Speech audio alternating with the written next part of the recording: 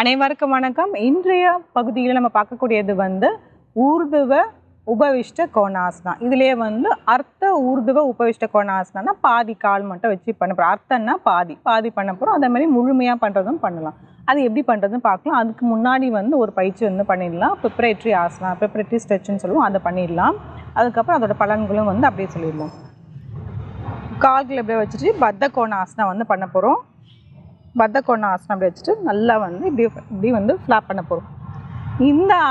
இந்த ஸ்ட்ரெச் ஏற்கனவே நான் சொன்ன மாதிரி பத்த கோணாசனா ப்ராக்டிஸில் நம்ம கண்டிப்பாக இருக்கதான் செய்யணும். எல்லாத்துக்குமே இதுதான் பேசிக் ஸ்ட்ரெச்சஸ்.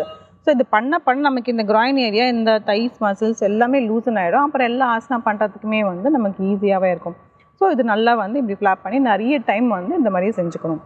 இதுலேயே ஃப்ளாப் பண்ணுறதும் பண்ணலாம். அப்படி இல்லைனா முன்னோக்கி அப்படியே இருக்கிறதுனாலும் இருக்கலாம். அப்படி இல்லைனா இப்படியே வச்சுட்டு சில வினாடிகள் இப்படியே அப்படியே உட்காந்துட்டே இருக்கலாம்.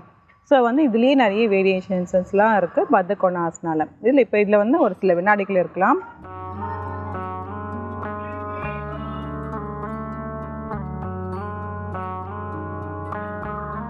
தளர்த்திக்கலாம். இப்போ முதல்ல நம்ம பண்ண போகிறது அர்த்த ஊர்துவ உபவிஷ்ட கோணாசனம். அர்த்தனா பாதி, ஊர்துவனா மேலே தூக்கிட்டு பண்ணுற மாதிரி, உபவிஷ்ட கோணாசனம்னா 2 கால் விரிக்கிற மாதிரி வரும். அது எப்படி பண்ணுறதுன்னு பார்ப்போம். இப்போ ஒரு கால் இப்படி கீழே இருக்கட்டும், இன்னொரு கால் இப்படி பிடிச்சிக்கலாம். ஒன்று இப்படி பிடிச்சிக்கலாம். அப்படி இல்லைன்னா நம்மளோட அந்த பெருவரல் மட்டும் பிடிச்சிக்கலாம். பிடிச்சிட்டு நம்ம என்ன பண்ணுறோன்னா ஒரு கால் மட்டும் சைடில் இப்படி எக்ஸ்டெண்ட் பண்ண போகிறோம். கொஞ்சம் கொஞ்சமாக எடுத்துகிட்டு இப்படி சைடில் எக்ஸ்டெண்ட் பண்ணும் போது இந்த முட்டி மடங்காமல் நேராக்கிக்கணும். நிறைய பேருக்கு பிகினர்ஸ்க்கு பண்ணும் போது இந்த அளவுக்கு வராது. இப்படி தான் மடங்கி தான் வரும். ஏன்னா இந்த இடத்துல ஆம்ஸ்டிங் மசிலும் காஃப் மசில்ஸும் ஃபுல்லாக ஸ்ட்ரெச் ஆகாமல் இருந்தது, ஃப்ளெக்சிபிலிட்டி இல்லைன்னா இப்படி தான் வரும். பட் ஸ்டில் நீங்கள் ட்ரை பண்ணிக்கிட்டே இருந்தீங்கன்னா உங்களுக்கு வந்துடும். ஆனால் கொஞ்சம் வலிக்க தான் செய்யும். நல்லா அப்படி ஸ்ட்ரெச் பண்ணி முட்டியை நேராக்குற மாதிரி வைக்கணும். இதுதான் அர்த்த ஊர்துவ உபவிஷ்ட கோணாசனா. சில வினாடிகள் இதில் இருக்கலாம். 1 2 3 4 5 6 7 8 9 10. தளர்த்திக்கலாம்.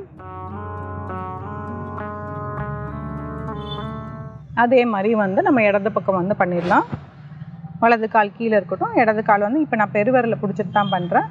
கொஞ்சம் கொஞ்சமாக பொறுமையாக இப்படி கால் நல்லா மேலே தூக்கிட்டு பொறுமையாக கொண்டு அப்படியே இன்ச்சாக வச்சு பண்ணோம்னா ஸ்ட்ரெயிட்டன் ஆகும். முட்டி நேராக்குற மாதிரி வச்சிடலாம்.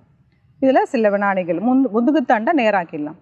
1 2 3 4 5 6 7 8 9 10. தளர்த்திக்கலாம்.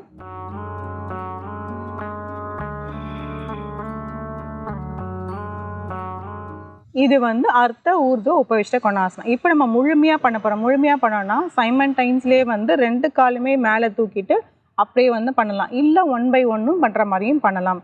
ரெண்டுமே நம்ம செய்யலாம். ரெண்டுமே நான் இப்போ பெருவரல் நல்லா இப்படி பிடிச்சிக்கிறேன். பிடிச்சிட்டு 2 விதம் இருக்குது. ஃபஸ்ட்டு நம்ம அர்த்த ஊர்துவை இப்படி கொண்டு வந்துடணும். மறுபடியும் இந்த காலை இப்படி கொண்டு வந்துடணும். வச்சுட்டு அப்படியே ஸ்ட்ரெயிட்டன் பண்ணணும். இதில் சில வினாடிகள் இருக்கலாம். 1 2 3 4 5 6 7 8 9 10. வரும்போதும் அதே மாதிரி மடக்கிட்டு வந்துடலாம். ஒரு ஆழ்ந்த மூச்சு உள்ளே இழுத்து வெளியே விடலாம். இதை மாதிரி பண்ணும் போது கொஞ்சம் பேலன்ஸ் மிஸ் ஆகும். இது பேலன்சிங் போஸ். முழுமையாக பின்னாடி போகும்போது கொஞ்சம் பேலன்ஸ் மிஸ் ஆகும். அதனால பண்ணும்போது பார்த்து பத்திரமா பண்ணணும். பின்னாடி ஏதோ கட்டிலோ இல்லை அது இல்லாத டைமில் பண்ணிக்கலாம். இல்லைன்னா ஒரு செவுத்துக்கிட்ட கொஞ்சம் முன்னாடி தள்ளி உட்காந்து நம்ம பண்ணோம்னா நம்ம செவுத்து மேலே கூட இப்படி சாஞ்சிக்கிற மாதிரி வரும். இது கொஞ்சம் பேலன்சிங் போஸ் தான். இப்போ அடுத்த விதம் எப்படி பண்ணுறோன்னா ஒரே நேரத்தில் 2 காலுமே ஒயிட் பண்ண போகிறோம். அப்போ நம்ம கை இப்படி மேலே கூட இப்படி வச்சுக்கலாம். மேலே அந்த சோல் இருக்கிறதுல இப்படி பிடிச்சிக்கலாம். இல்லைன்னா பிக் டோ பிடிச்சிக்கலாம். ரெண்டுமே ஓகே தான்.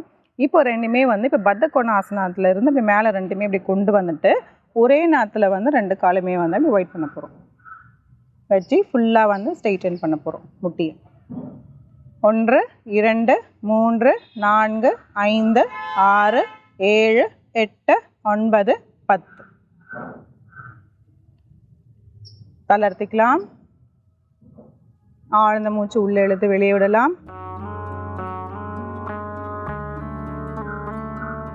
இந்த ஆசனா பண்ணுறதுனால என்ன பலன்கள் அப்படின்னு பார்த்தோம்னா, கால் ஒயிட் பண்ணுறதுனால இந்த இன்னர் தைஸு காஃப் மசில்ஸ் எல்லாத்துக்குமே வந்து நல்லாவே ஸ்ட்ரெச் கிடைக்கும். அதுக்கப்புறம் இந்த பேலன்சிங் போஸுங்கிறதுனால வந்து உங்கள் மைண்டுமே வந்து நல்லா பேலன்சிங் ஆகும், நல்லா காமாக இருக்கிற மாதிரி இருக்கும். அதுக்கப்புறம் முதுகு தண்டுக்கு ரொம்பவே நல்லது. இது ஆண்களாக இருந்தாலும் சரி, பெண்களாக இருந்தாலும் சரி, இந்த இடுப்பு பகுதிக்கு ரொம்பவே வந்து நல்லது. அந்த ரீப்ரொடக்டிவ் ஆர்கான்ஸ்க்கு வந்து ரொம்பவே நல்லது. பெண்களுக்கு முக்கியமாக வந்து இந்த பெல்விக் ரீஜனுக்கு வந்து ரொம்பவே நல்லது. அந்த இடம் வந்து நல்லாவே வந்து தளர்வடைஞ்சிரும். இந்த ஆசனம் வச்சு செஞ்சு பாருங்கள். மீண்டும் அடுத்த பகுதியில் சந்திக்கலாம்.